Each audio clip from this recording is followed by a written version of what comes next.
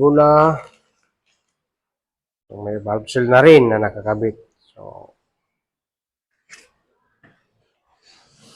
ang isa lang napapansin ko rito, may mga bakat. So, ayan. Sana ako po nagkakamali ako. Ito sa gasket ito eh. Kung bago.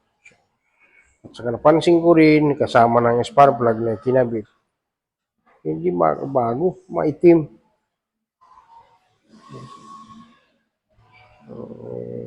Parang nilinis lang. At saka yung exhaust, maitim din ang dulo. Yan, dapat ganito siya kakita mo. Ayun, maitim oh. Ayan oh, maitim yung. Ganon din dito sa may exhaust niya oh. Papansin ko. Yung marka na yan sa ilalim, dapat wala yan. Kaya nagtataka ako kung saan ito ni Sir nabili. At saka ang kanyang plastic, walang nakadikit na sticker ng Honda. Yung ganito.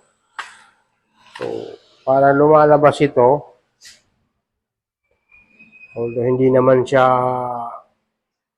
aftermarket, kasi sa hood pa lang, so talagang luma na siya. So, para bagang siyang yung mga second hand na head.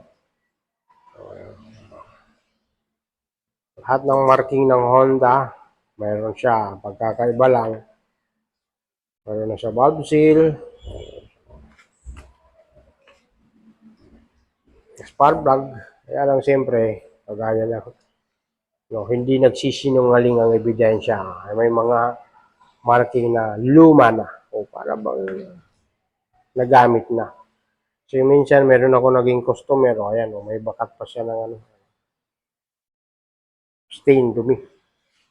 Sinasabi may nabibili daw yung package. Set na. Oh, so ito yun, malamang. Si Sir, kulang ang kanyang budget. So, uli, sana maging maganda ang resulta para maiwasan ng backdrop. So, choice niyang customer yan, wala tayong magagawa kasi wala na siguro.